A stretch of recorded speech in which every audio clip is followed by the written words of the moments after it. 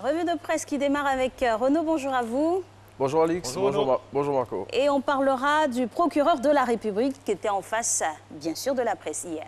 Oui, et c'était dans le cadre de l'affaire tentative de déstabilisation. Au cours de cette rencontre, Adou Richard a déclaré « Nous avons contacté des structures pour exécuter le mandat d'arrêt ».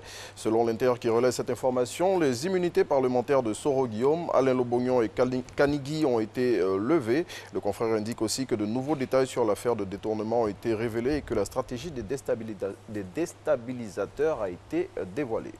Et comme il fallait s'y attendre, mesdames et messieurs, la presse vraiment se fait l'écho de cette conférence de presse. Oui, on continue de parler de cette affaire qui est reprise par l'ensemble de la presse nationale de ce jour. Et c'est avec le quotidien Le Temps qui lance à sa une l'affaire projet de déstabilisation de la Côte d'Ivoire. De nouveaux enregistrements accusent Soro. Le confrère indique que des policiers et des politiques plutôt et des officiers de l'armée sont cités dans cette affaire. Le quotidien revient sur le rôle joué par les renseignements généraux français et américains et cite le procureur Adou Richard qui souligne que le mandat d'arrêt est en bonne voie. Et on reste encore avec le même sujet. Oui, et c'est avec le Soir Info qui indique que l'affaire Soro prend une autre tournure. Selon le confrère qui évoque lui aussi la levée de l'immunité de Soro, Lobognon ou encore Lukiman, le procureur explique tout. Plus de précisions dans Soir Info de ce jour. Et puis maintenant, on va quand même refermer ce chapitre avec l'expression. Oui, et le quotidien qui barre à sa une, poursuivi pour recel et atteinte à la sûreté de l'État. Soro et ses proches coincés de toutes parts. Selon le confrère, après la levée de leur immunité parlementaire, le dossier de leur poursuite est recevable devant la Cour de cassation.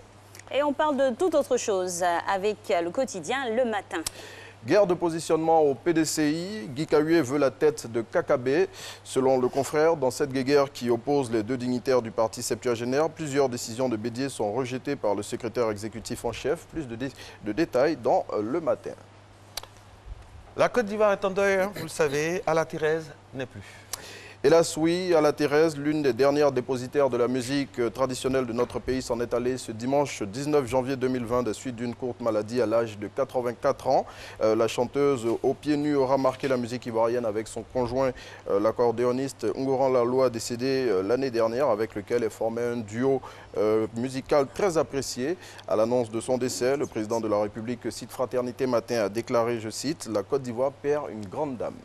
Et on referme ce journal, du moins cette revue de presse, toujours avec Fraternité Matin.